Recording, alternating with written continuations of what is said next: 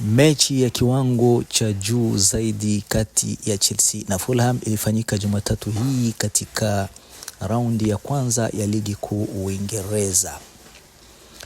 Hukutaka kuchelewa kufika Craven Cottage ambapo Joao Pedro aliingiza mpira wavuni baada ya sekunde 31 tu.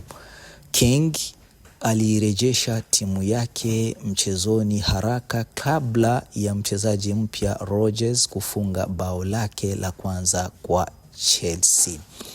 Katika kipindi cha pili ilionekana kama Palmer alikuwa amehakikisha ushindi, lakini Garcia akafufua upya ushindani wa mchezo huo.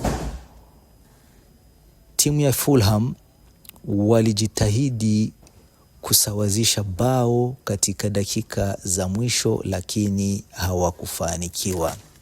Hatimaye ulikuwa ushindi unaostahili na wa kuvutia kwa vijana wa Xabi Alonso dhidi ya kikosi cha Alvaro Arbeloa.